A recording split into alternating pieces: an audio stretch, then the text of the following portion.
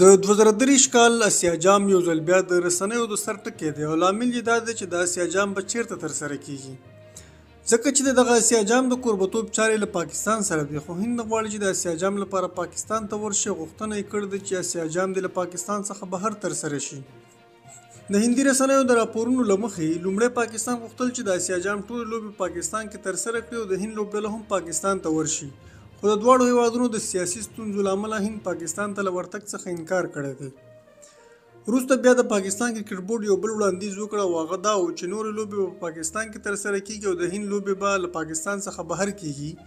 چې په پیل کې د هند کرکټ بورډ دغه کار ته غاړه ایښې وه، خو وروسته BCCI دا وړاندیز رد کړ او اوس د کرکټ آسیایي شورا په دې لټه کې ده چې اسیا جام په پاکستان کې نه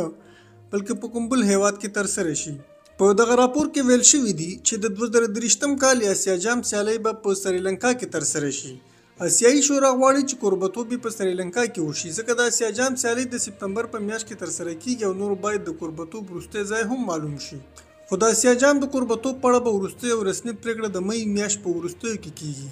چې کله افغانستان، بنګلادیش، سریلانکا، پاکستان او هند ټول یو ځای کینی. داسې ویل کېږي چې سریلانکا او بنګلادیش مخکې له مخکې د هند د پرېکړې ملاتړ کړی دی چې اسیا جام د له پاکستان نه بهر ترسره شي. خو یوه ستونزه دا هم ده، د پاکستان کرکټ بورډ عمومي رئیس ویلي وو که چېرته د اسیا جام کوربتوب له پاکستان څخه واخیستل شو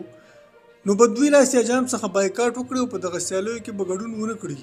پاکستان به په دې اړه بیا څه پرېکړه کوي دا به د کوربتوب له اعلان سره سم معلومه شي. خو بل خوا له اسیا جام وروسته بیا به نړیوال جام هم ترسره کیږي، چې د نړیوال جام کوربتوب د هند په غاړه دی. بیا به پاکستان په دې اړه هم فکر کوي چې اوس په نړیوال جام کې څه وکړي، هند ته د دغه سیالیو لپاره لاړ شي او که نه، که نه ځي خو تاوان یې دی او که ځي نو د اسیا جام پرېکړې به یې هم مخې ته درېږي. بیا هم تر اوسه پورې په رسمي ډول لا څه اعلان نه دی شوی او په راپور کې ویل شوي دي چې په راتلونکو څو اونیو کې به د کرکټ آسیایي شورا د دې هر څه په اړه پرېکړه وکړي، ځکه د سریلانکا ترڅنګ په متحده عربي اماراتو کې هم د دغه لوبو د ترسره کېدو په اړه فکر کیږي.